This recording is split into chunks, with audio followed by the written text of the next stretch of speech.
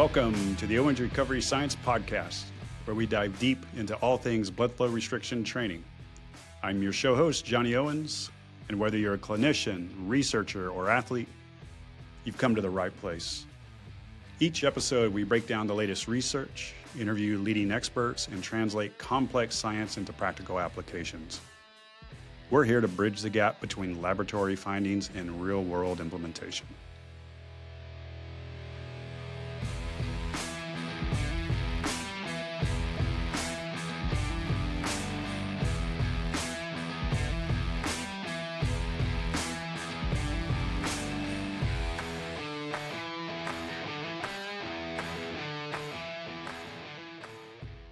All right, welcome to another Owens Recovery Science Podcast. I'm your host, Johnny Owens, and I'm here with Kyle Kimbrell. We're going to have a guest on that I'm very excited about today. But first, I got to get my ragging on Kyle out of the way. Yeah. Kyle, you look balder than normal today. I do? Yeah. I actually need to shave. There's like... Really? Maybe that's what it is. I don't know if you can see, but there's little tiny hairs. I think it's just like the light's reflecting off the right side of your face more, so it looks more bald. I got, you know what, I got this new cream for my head, and it's called Please just stop. I just had lunch. Mattifying cream. So I exfoliate, and then I shave, and then I mattify. Oh, you're a manscaper now. Yeah. Yeah. Dude, don't even worry about it. There's no help. Like I was going to mention, get one of these like the podcast light things, but don't waste your money. Nothing's going to help. Nothing's going to help. Your forehead's getting kind of deep, actually. You might be, I don't know. I'm 55, bro. Is it like going I have any hair? This way? Looks like it's kind of going that way. I don't have a forehead. I have a five head. A five head, yeah. Hey, five head. All right. So anyways, I don't want to make our guests around too long, but it's been a minute. We got a ton of podcasts planned out, some really amazing guests and topics coming up. So I'm excited. We've been super busy. Kyle and I were out at the NFL meetings in Arizona not too long ago, which was awesome, getting to see all of our friends there.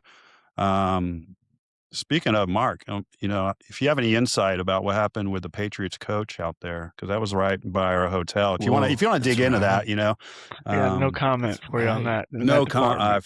All that drama was dropping while we were there. While we were there, man. Yeah. I know. I wish I would have got one of the photos at the hotel. Dude. Got it onto TMZ or something, but yeah. And then we just had the SHOP conference, the NASA conference last week, which I missed because I'm in the freaking move, which is the most painful thing in my life. I'm moving to Arizona. They say there's three things. I think I don't know if this is really three things, but death, taxes, divorce, and moving are like three of the most painful, stressful life events. And I think it should be moving right before divorce because the move is about to cause a divorce with me and my wife right now. I think because guys and girls are so different, bro. Like my wife, everything is going, and for a guy or me, I'm just like, dude, I don't need it. Like I've got plenty I got baby pictures on my phone. Let's just throw them all out type of thing. And she's keeping all the plastic containers. So anyways, it's been painful. You gotta be team throw everything away. Moving is a great opportunity to just purge. Clean, all right? Items. Clean. Absolutely. I mean, do we need to take plastic to-go containers from like Chinese restaurants? No. That's a little too small. We got a box for it. We got a box for it. No. And speaking of conferences, Kyle. A little birdie across the hall in the office told me our brand new conference. So, Mark, we are rebranding and we got a whole new conference kit and background. We finished, and Kyle needed to send it back to our main offices here in Texas. He ships it with the label from the company that built it for us. So they shipped it back out to the company that built it for us rather than come to us. So public service announcement. If you're going to ship something, pull off the old label first. Redo the box. That's the problem. Those things don't come off. They tear up the box. So what they're supposed to do just at ship UPS, it to the other people and hope they ship it back to us? No, what the UPS people are supposed to do is they take a blank sticker and they put it over it. That's what they've always done every other time I've done this. But Kyle how has UPS I problems. love I'll tell you UPS. this. Dude, Brown don't do for me ever. Let me tell you. Kyle has some real UPS This problems. is a FedEx ad right now. I went to FedEx. I literally went from FedEx to UPS. Great experience at FedEx, UPS. All right. Well, Anyway. enough about shipping. Let's get to our guests and Kyle's annoying. problems. So today I'm excited. We have Mark Murphy, who is up in Boston at a fairly new facility. We call it C-Spar. Let me get the exact name: the Center for Sports Performance and Research. So it's part of Mass General. If you guys don't know, Mass General is, I think it's the biggest healthcare system up there. It's kind of associated as being with Harvard. So I would just call it Harvard General. That's just, the branding sounds much better than Mass. You might want to talk to your leadership on that for me. But Mark is the Applied Sports Science and Performance Lead at the Center for Sports Performance and Research, which we're going to call C-Spar from the rest of this point out. Center for Sports Performance and Rehab? Research. And Research. Okay. And it's primarily all research right now, which Mark will get into. But I was introduced to him by our good mutual buddy, David Clancy, who's over in Europe, who had nothing but great things to say about Mark. And after we talked, I was like, man, I want to get you on the podcast so we can go through everything you guys are going to do at C-Spar, currently doing, future doings, and also you have a paper out, kind of a review paper on your thoughts of BFR and bridging the athlete. So he's got some really cool return to play stuff I think we talk about. And lastly, lucky bastard, he just got to go to Isokinetic in Greece and presented blood flow restriction stuff over there to the Euros. I did Isokinetic in France in 2019. It's a cool conference, man. A lot of fun. This shirt would have looked great there. My tight Euro your Italian Formula One, my Formula One BFR Italian shirt. So with further ado, Mark, welcome to the podcast, brother. Yeah, thanks for having me, guys. Really appreciate it. Look forward to chatting and riffing on some good BFR content today. Yeah, man. Yeah. So give us your background. Like, where are you from? Where'd you go to school? And how'd you end up at C-Spar? Yeah, so I went to the University of Rhode Island for undergrad in 2011 to 2015. I played college football there. And so throughout my experience playing college football, I really loved the weight room training, trying to become a better athlete. Had some injuries to that time, and then always wanted to be a strength conditioning coach. And then got hurt, was like, you know what? Went to physical therapy, rehab, and ACL, and realized there's a huge disconnect between strength training and rehabilitation. I was like, what's going on right now? Like essentially my, ADL is going to have to be like running into someone, right? And we're not progressing past heavier loading when we should be, right? And I thought, well, I'll go to physical therapy school and get good at bridging the gap between this component. Like, here's the problem, let's try to solve it. So went to physical therapy school at the University of Rhode Island from 2016 to 2019.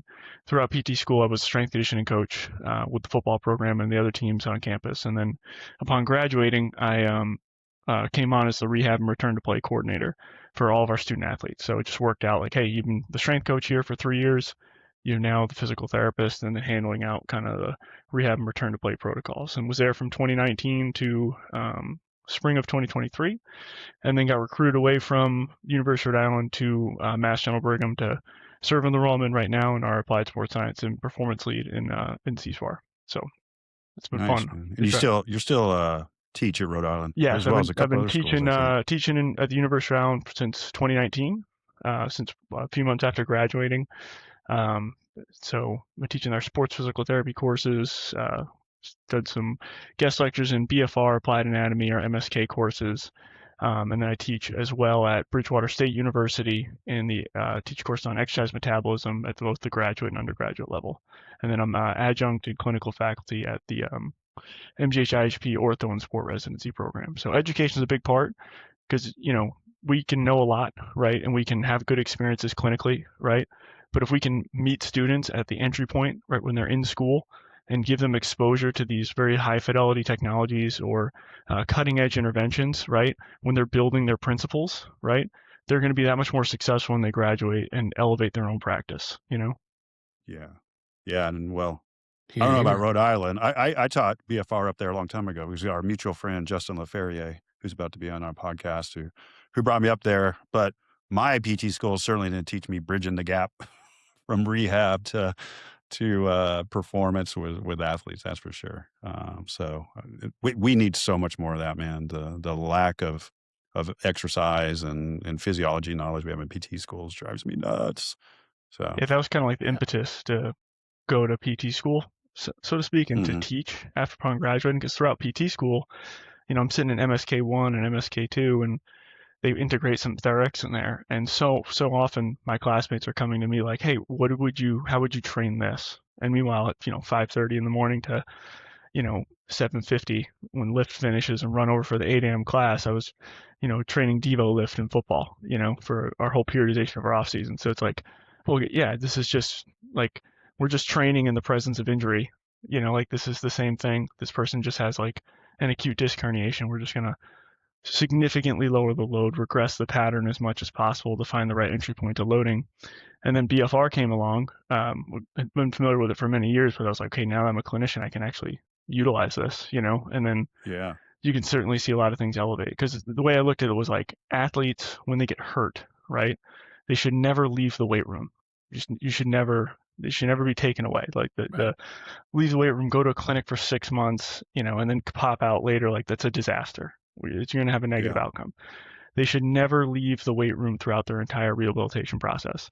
And so BFR gives us a valuable resource to continue having entry points to loading from a strength conditioning standpoint, right? Also from a rehab standpoint, so we can all make better use of our time, right? Because like I've talked to a number of groups about this, like you can, like pro sport organizations can buy whatever they want, right? And in me working in college sports, at Rhode Island, we're a mid-major institution, right? So started to realize the value of time, right? So time is your most valuable resource in all levels of sports medicine, from youth sports to pro sports to your master's athlete to any person on this planet, right? Because you cannot buy more of it, right? You can buy more equipment, you can buy better players, right? You cannot buy more time. The game's on Saturday, the next game's on Saturday, right? And so I realized, hey, if I'm going to maximize the talent we have available to us at Rhode Island to help improve our programs, I need to make better use of the time we have with our athletes across the week, right? BFR can be this incredible tool to make better use of your time, right? And so when you're in season, right, we have to make sure we're making the most out of every training day in between match day to maximize preparation and potentiation of the athlete, right? And as well, when the load compromised individuals coming off of a surgical case, right? They only have so much time. I know what in rehab, it's like, oh no, don't be time based in your rehab, be objective criterion based. Absolutely. But we only have so much time to hit the objective criteria we need prior to when we need someone to be ready. Obviously we can push timelines a little more and when there's less at stake, right?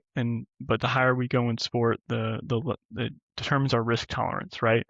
And so when we think about BFR as an intervention for any of these components, I think, physiological cross-sectional areas like the foundational performance precursor to the expression of strength and power. Like that is a fundamental principle, a hill I will die on, right? And there's no better tool than BFR to express muscle hypertrophy or improve muscle hypertrophy in a load compromised state.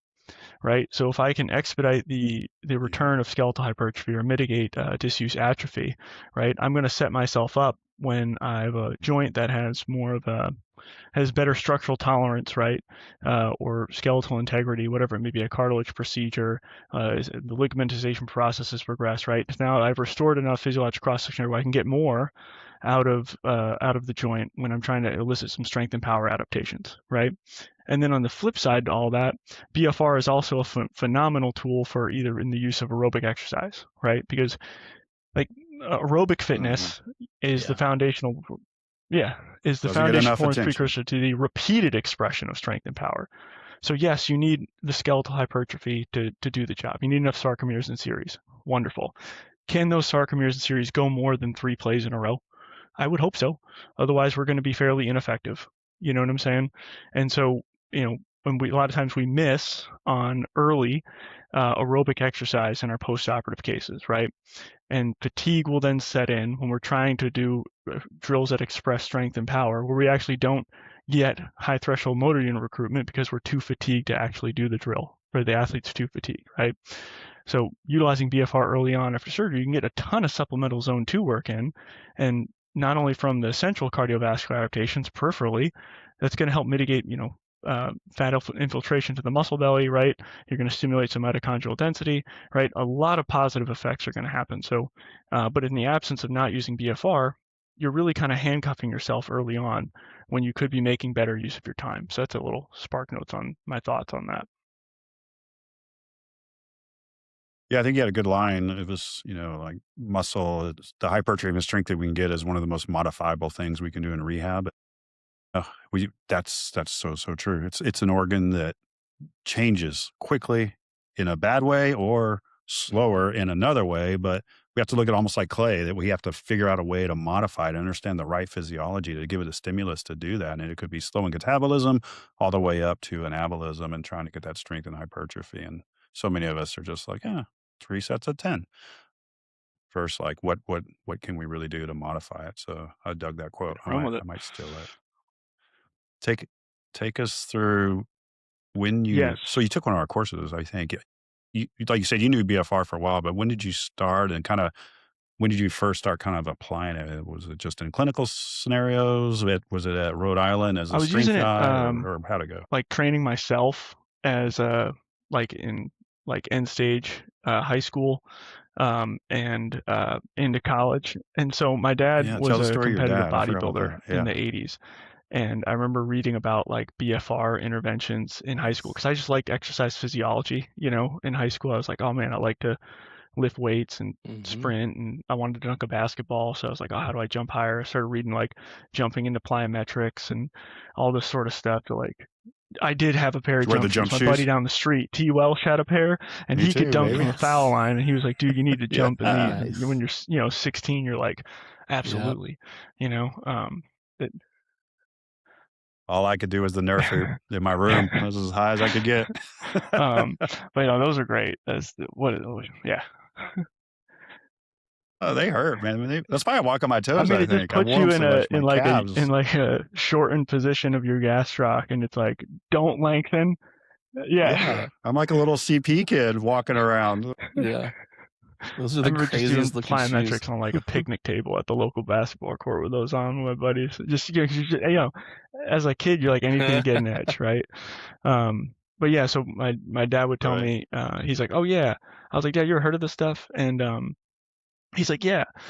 And like backstage before a show, guys would, put a tourniquet around their arms or just like rubber bands and do curls and get a pump. Lifting straps, right? Yeah, And lifting so I was straps, like, right? oh, okay, get a pump. And so I was Yeah. like, 17, 18. I was like, oh, I'll get a pump too. And would do it to get a pump. And I was like, hey, this feels pretty good. And sometimes I do it like with like leg extensions and things like that, like isolation based stuff, but just as like a naive high school kid to get a pump. And then when I got into cell swelling, right? Cell swelling, baby. And it would feel It's good, right? anabolic And then when too. I got into Yep. college and was playing college football and training for those components, during winter breaks, I'd be, working out in the basement and things like that before, formal team activities, and always would kind of cycle back to doing some things like that you do as, a kid when you're training and things like that. And then was familiarized myself more with it, talking with our professors at the University of Rhode Island through undergrad and talking with them and cool things like that. And then through PT school, used it a lot with some of our athletes at Rhode Island with some interventions with either just a regular strap to getting some occlusion components. We had smart cuffs and things like that. And then throughout my clinical rotations, I got exposure to smart cuffs, B-strongs, and all that. And then right when I finished, and then also Delphi units through my clinicals. And then in May of 2019, when I graduated PT school, it was like May, June, that last weekend, I took the course with you guys. You guys had one in Dedham, Mass. And I was like, well, there's no, I was like, I'm not going back to any other unit. And thankfully, by taking that course and being a faculty member around, we were able to buy some units that we were able to use with our athletics and sports medicine departments, which we then have been using ever since down there at URI. Nice. Same thing at C-Spar. I mean, we do a ton with Mass General already in their clinical side, but same thing as C-Spar. You guys are all using Delphi, it sounds like. Yeah, so cool. You can really prescribe it outright. That's good. So let's go into, because I'm going to be interested to really see how you're applying this in the later phases. But we all know kind of how we do BFR in the early stages, but take us through how you're doing it, maybe with some different cases and maybe different ways. Maybe So even skinning the the cat. primary way I've used it in end stage rehabs historically in the past is using it in a high mod low model. So like you have your high intensity stimulus stay, your moderate intensity stimulus stay, and your low intensity stimulus stay. And a lot of times that what stimulus I'm picking or we're picking as a strength staff and athletic training staff and rehab department is heavily based off of what's going on at practice, right? Because now this athlete they're practicing. They might not be a full participant at practice, but they are doing a lot more high volume or running, cutting activities, right? So I know they're eliciting some high threshold motor units in those tasks, right? And you think about the rehabbing joint, there's only so much tread on the tire, right? And so when they have that exposure to the high threshold activity, which is good, you want that to happen, but you almost have to retread that tire prior to the next bout. Eventually you get to the point where you have a nice, fantastic tire who can go all day.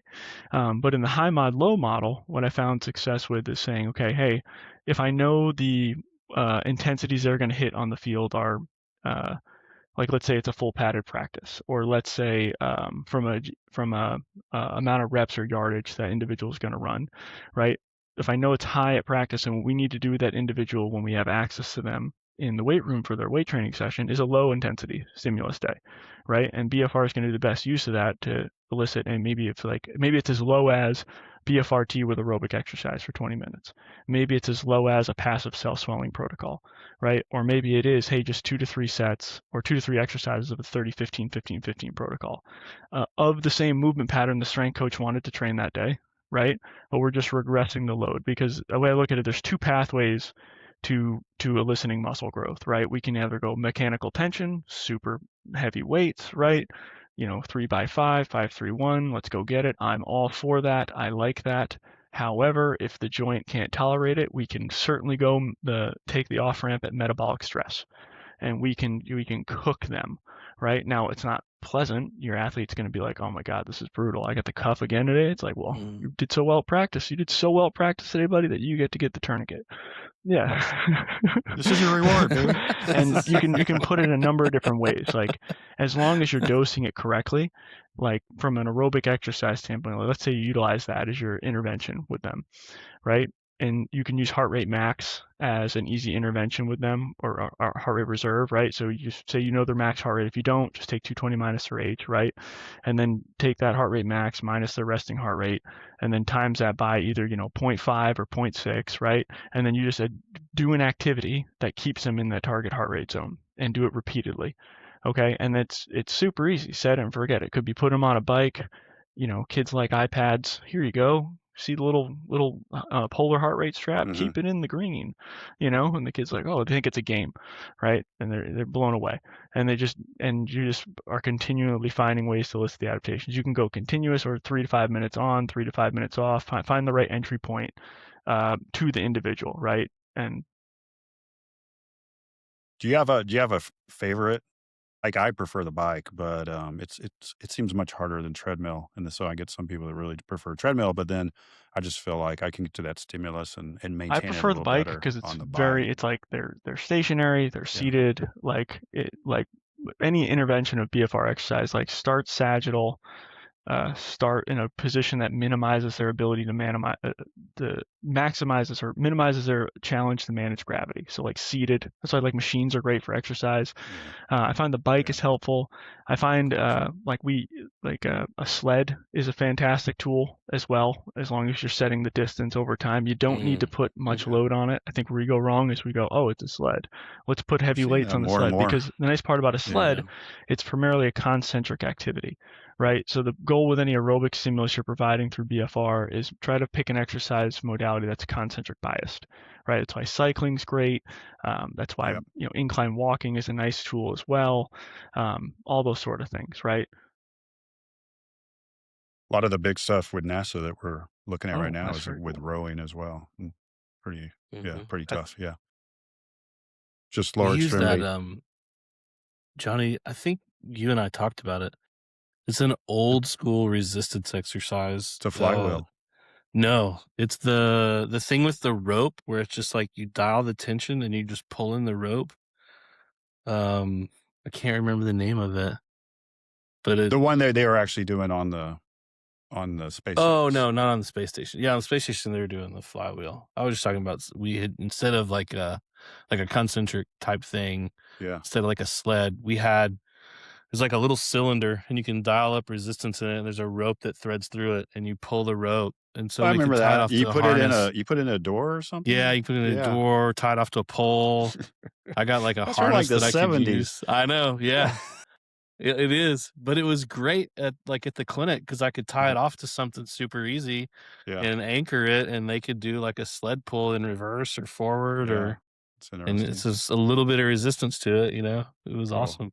I'm just so happy I'm here, Can't Mark. remember the name of it. With a million things you're doing, you are working in so much aerobic as well. It's because you gotta make the most of the time, right? So like if I have an off day and we're early post-op and they're like, what should I be doing today? I'm like, this is something. And you facilitate a culture where something is happening every day on their calendar, right? In the team sport setting, that's super easy to do because you have access to them, right? If they don't come, there's repercussions. In the outpatient clinical environment, you can educate, right? Hey, I want you to start doing this on your own when you're not with me. But as soon as you can foster that behavior with an individual of like, hey, if you want to have success in your rehab, it's going to be a result of simple daily positive actions compounded over time. And so if you can be doing something every single day, we're going to have success. So it's kind of a different use case in both settings. Very cool. Let's just go through some of your typical rehab cases then. So I know you guys have a lot of cartilage work with Dr. Christian your Latimer, surgeon there. What's his name? He's the president of this. Yeah, big dog, president of the Cartilage Society. So let's say you get a big old cartilage procedure, 8 weeks, non-weight bearing. Take us through like your BFR protocol you do with them. How quickly would you start? Pressures? Do you do exercise, not exercise? Start as early as possible. So as soon as that post-op wound looking appropriate from a we all feel confident, comfortable from that standpoint.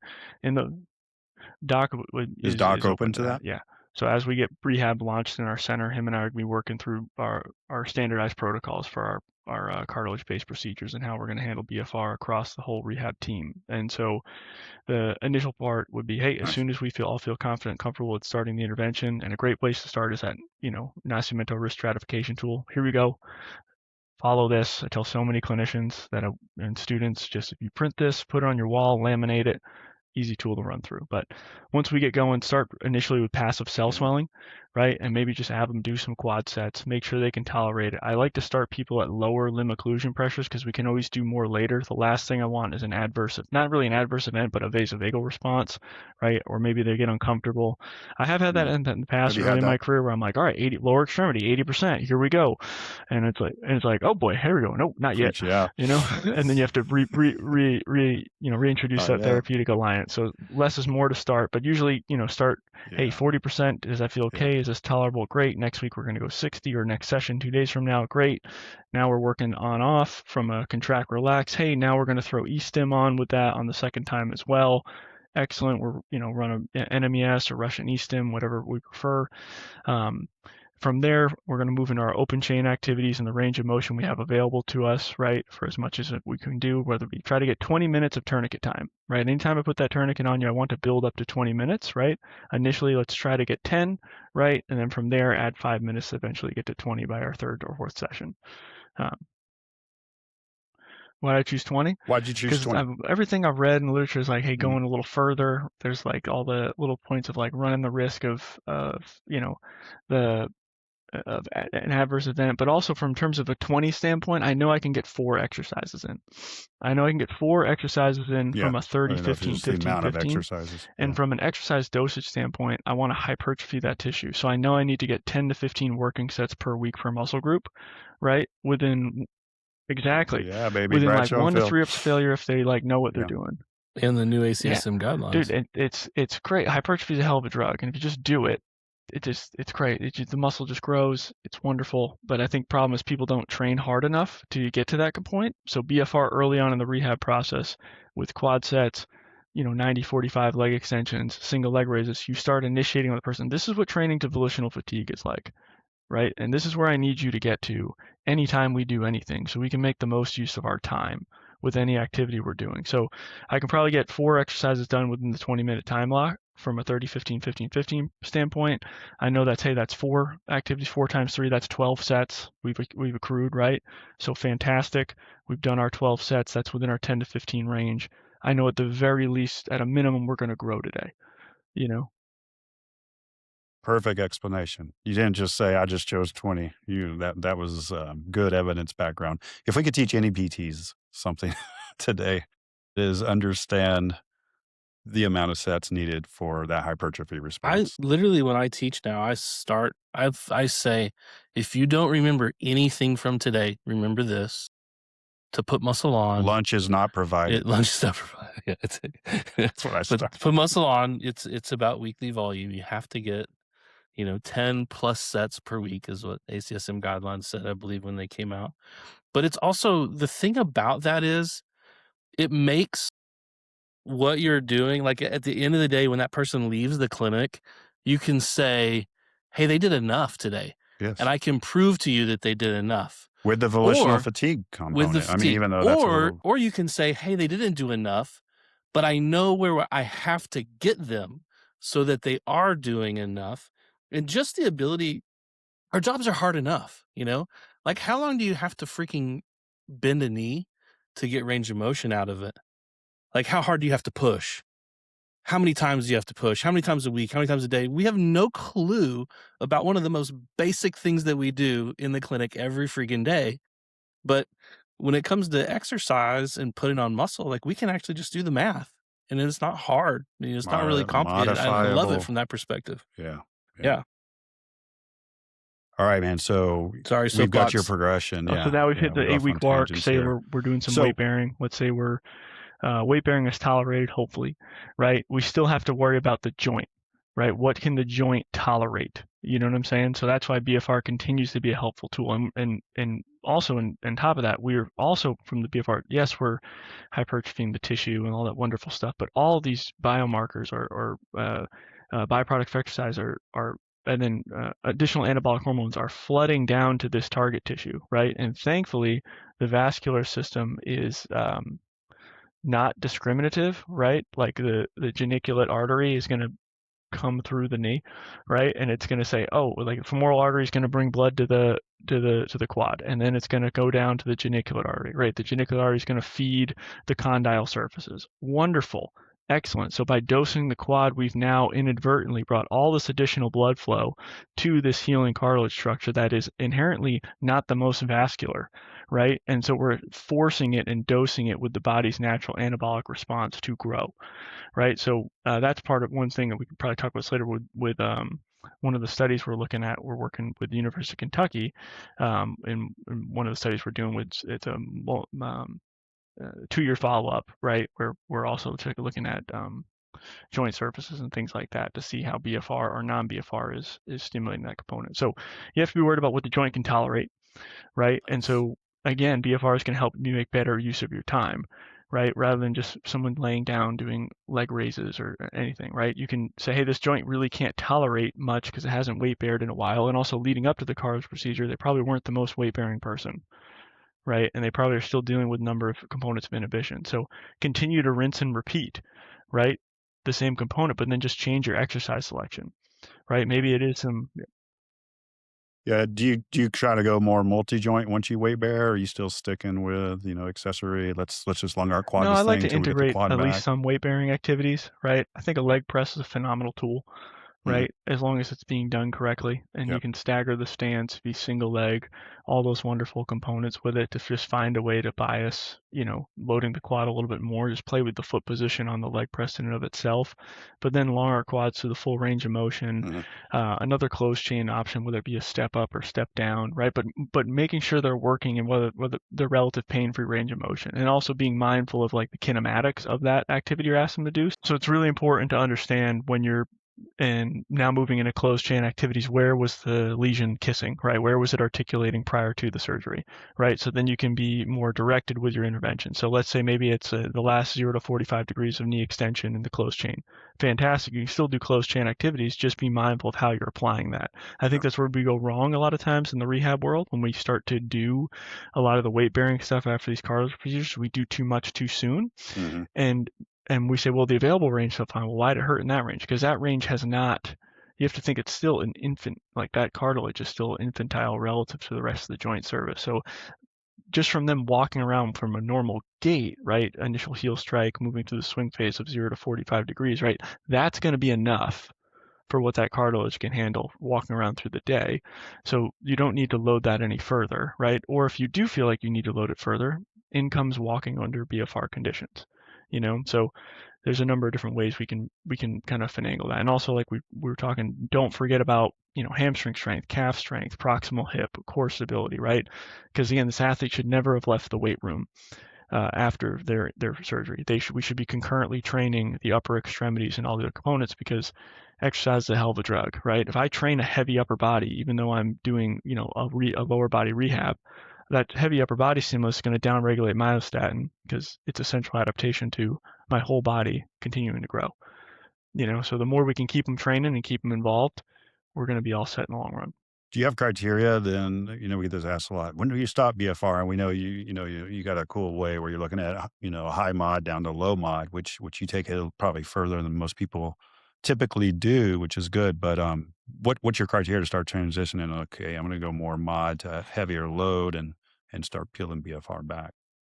As soon as I get to the point where maybe I'm around an 80% limb symmetry index, if it's a knee pathology, I want at least 2.5 newton meters per kg. I know 3 is the criteria typically to run, but I know around 2.5 newton meters per kg, I can start to progress some heavier loading, because I know that quad's going to be able to be protective, right, of the joint surface.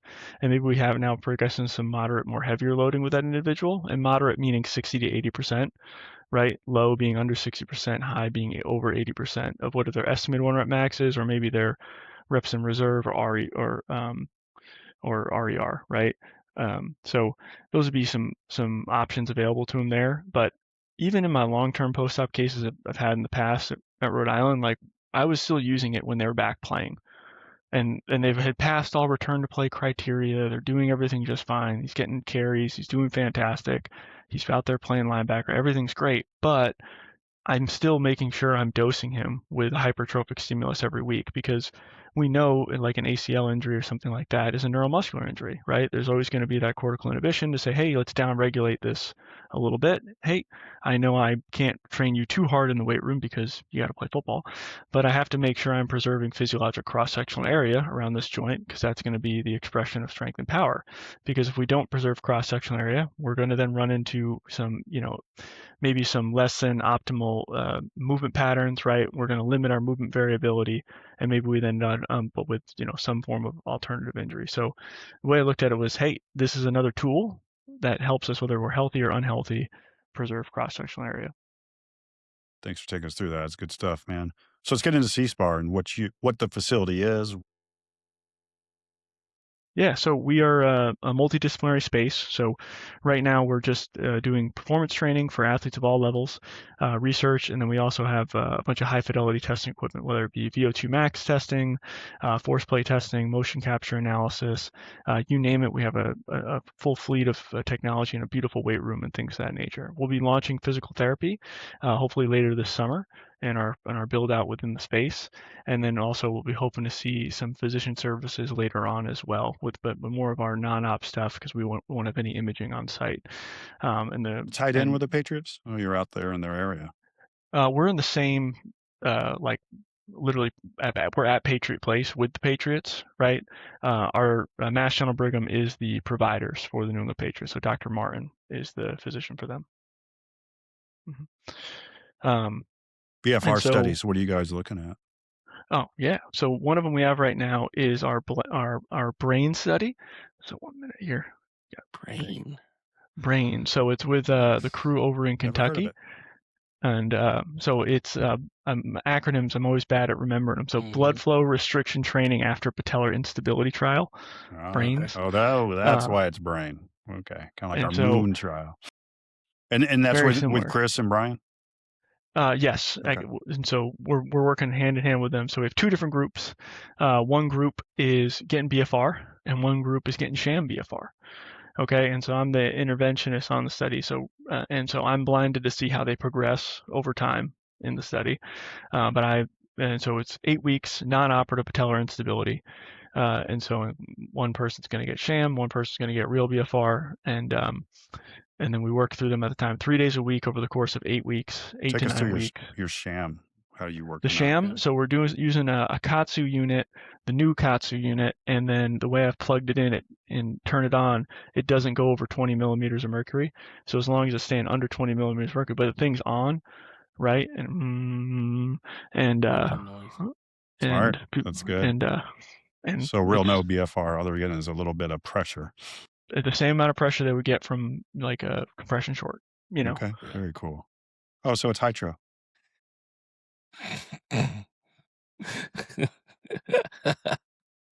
Compression short BFR. Okay. But the other that's about a sham, because I knew you told that to me earlier, and I was impressed that you did that, because we've done it, and it's like 20 mils of mercury with the Delphi, and they're like, this isn't on, right? And that came from the Kentucky squad. I was talking to them. I was like, how are we doing this with the sham? And I was talking with Lauren Erickson down there, and she's like, oh, we have this old Katsu unit that actually doesn't go over 20. And I was like, okay, cool. So she sent one to us. She's like, this one doesn't go over 20 because it's broken. And I was like, all right. And then it broke, and I was like, oh, we still need to do a sham. And so we ordered a new Katsu unit, and the way I interfaced it up, I was like, I can make this so it doesn't go over 20, and play with the plug a little bit, and then it works. Okay. It works great. But then we use the Delphi unit for the actual intervention. Is Gary Dredge there? Is he part of that? To my knowledge, no. He might at Kentucky. He may be. Okay. He was working on his PhD there. He's one of my old interns, but he was part of a patellar tendinopathy trial in DOD with BFR a long time ago. So anyways, your Delphi intervention, 60, 70, 80% LOP, y'all ranging it? Okay, 60% LOP, 20 minutes of exercise, 20 minutes of tourniquet time, 4 exercises, 30, 15, 15, 15. The exercises are controlled throughout the whole, the BFRT exercises are controlled, being single leg press, single leg extension, a step up variation progressing into step down, and then Kaiser hack squat variation. And your outcomes? Outcome measures are going to be looking at strength measurements. So taking like handheld dynamometer strength, not handheld dynamometer, it's on a HUMAC, right? So biodexing them, 3D motion capture, gait analysis, looking at gait asymmetries between either groups. We also have a urine sample and blood draw, and then follow-up MRIs at visit 2, which is 2 weeks in, which is 4 weeks in, and then another follow-up MRI at 1 year and then 2 years. Wow. So it's funded, I guess. Yes. So this is a DoD funded study. Yep. Okay. Good. What's the urine sample? Just to see if they're pregnant? Oh no. I think it's looking at. I gotta confirm what I've been so locked in on just making sure I'm right with all the measure. He's like, I can measure muscle protein synthesis in urine now. Huh. That's no big deal. I was just wondering. That's the only reason I've ever had to do urine samples and studies. Okay. Badass, man. And long-term follow-up. This should be good. What's your N? Our N within the center right now is 3, and then we're multi-center with Kentucky, so I can't confirm how many they have, but we just really started building this out early in January or later into January. So chronic patellar instability? First time patellar dislocator, first time on that knee. So they could have dislocated the other one, but it's first time non-operative patellar dislocation. Whoa. Is that you, Kyle? I thought my phone was silenced. Sorry. It was silenced, actually. Your Tinder account going on. Yeah, exactly. And no DOD sites, man, because we had a lot of patellar dislocations with some of our newbies. So just Kentucky, you guys, no DOD involved. I think that's why they're using us, is to see if we can help fill, because our inclusion criteria is around like 16 to 30 years old. So trying to find the young, healthy population to best figure out ways to manage this.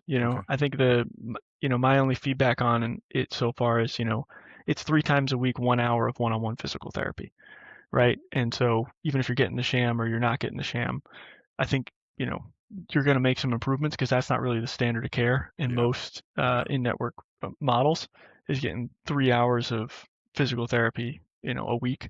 But I think, we'll see. We'll see. I'm blinded to the results. Yeah, hopefully it moves the needle. I'm glad you're blinded. Very cool. What else are you guys looking at?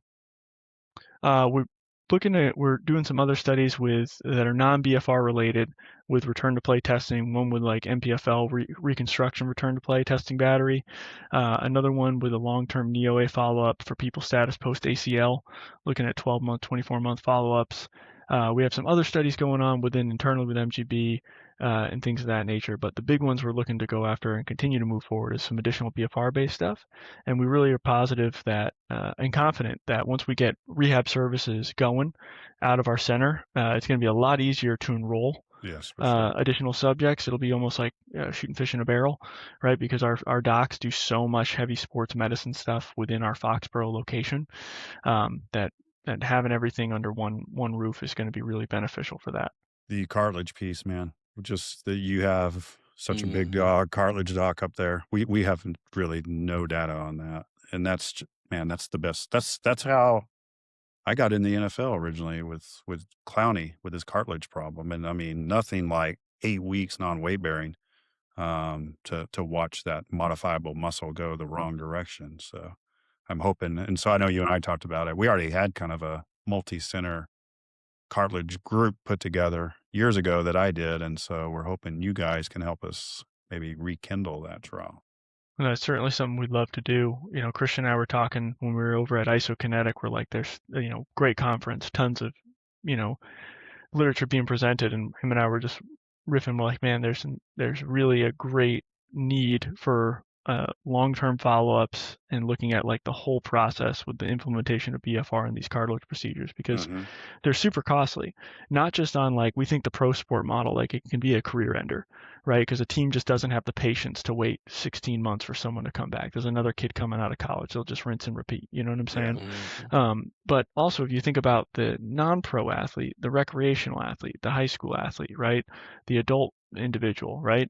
This is very challenging for them to do a rehab for.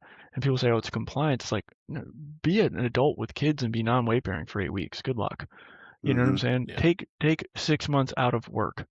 You know, it's going to be super challenging. So again, back to the thing we talked about in the very beginning of time, right? Time is our most valuable resource. So if we have an intervention here at blood flow restriction training that we know is tried and true proven to make better use of our time in the early postoperative states in load compromised individuals, this should be the standard of practice in cartilage procedures, is the utility of this across the board. There should be no excuses. It's like if your clinic sees people with status post cartilage procedure and you're not using this, you're failing the human. What else are you able to do? Yeah, man, I know.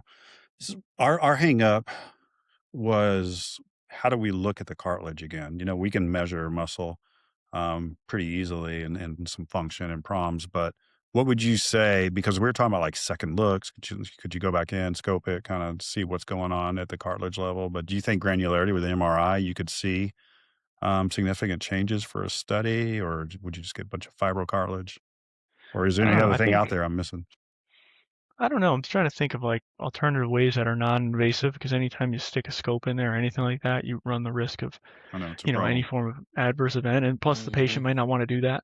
You know, like what's the person going to want to do, right? Yeah, it was a non-starter, but it's just like if you had a perfect world. If I had a perfect world, I would just go simple as just like maybe just looking at like inflammatory markers. I know we talk about not sticking something in a perfect world that is invasive but not as invasive as a scope, is just pull some synovial fluid and see how much biomarkers you have. Pair that along with imaging, and then an additional component, always follow that up with a subjective outcome. Yeah. Right. How the person's perceiving they're progressing over time. Right.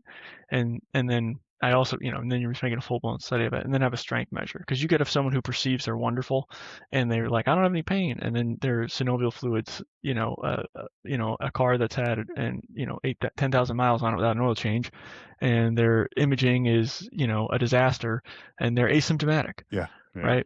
And but maybe their biodex is like 3.5 newton per kg. Maybe they're just a monster. And it's like, all right, well, strength is protective, or maybe the activities the person's participating in, the lesion never kisses, so it's just, it kind of goes back and forth there, Yeah. Well, yeah, like I said, strength and function is going to win at the end of the day, but we always get that question, what does it do to the cartilage? Or like, oh my God, hypoxia, the ACL is not going to repair, and Seth Sherman and the guys at Stanford are actually looking at a study, kind of using some special MRI techniques to show that the ACL is just fine. And we haven't seen that problem at all. So, well, first we got to get the study rolling, man. So you guys, I'm going to lean on C-Spar to kick some ass between you and Doc. Maybe see if we can get a cartilage. Yeah, between study. Dr. Latterman and Dr. Cale Jacobs, our director of outcomes research, we're looking everywhere we can to find a way to kind of get something like this off the ground, because it would be really beneficial, whether it be early supplemental aerobic exercise in patient status post this procedure with BFRT, whether it be, the whole, continuum of care, whether it be something as maybe a low entry point or another, because, think about Wolf's Law, like, thanks for introducing us to Abe over at Usarium. Yeah. That's good. Maybe it's finding a pathway down bone stress injuries first before you then go into the cartilage component. But yeah. Very cool, man. Well, Mark, you're on the big things. You're still a young pup. Graduated 2019. I'm gonna conquer the world, baby. Pandemic. Yeah. Telehealth. Yeah, that was weird, man. It was weird. It was like practicing for like 7 weeks or 7 months, and then was like, all right, telehealth this, and I was like, what? But yeah, it's hard to do BFR. And then we did that for like 2. No, it could no. Did that? I mean, you got weightlifting straps in your house? Yeah. Hey, go ahead and no. Go to 7. 7. Go to 7. Does it feel tight? Good. Yeah. Look at your toes. Are they purple? Excellent. Well, cool, man. Well, I think we're going to be talking quite a bit here in the future. And congrats on isokinetic and getting to hang out with the Grecians. Is that what you call them? The Greeks? The Greeks. I don't know. And everything is C-Spar, man. You got a big future ahead of you, and I can't wait to collaborate more. So thanks for coming on, brother. Thanks for having me, guys. I really appreciate it. All right, man. Take care.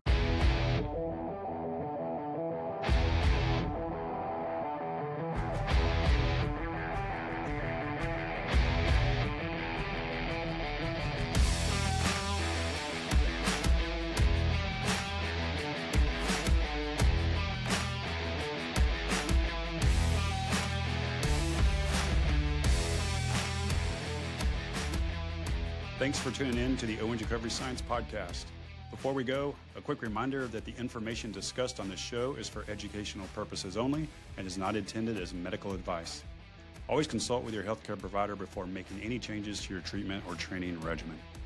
For show notes and additional resources, be sure to check out owensrecoveryscience.com. And don't forget to like the show and subscribe for more evidence-based insights.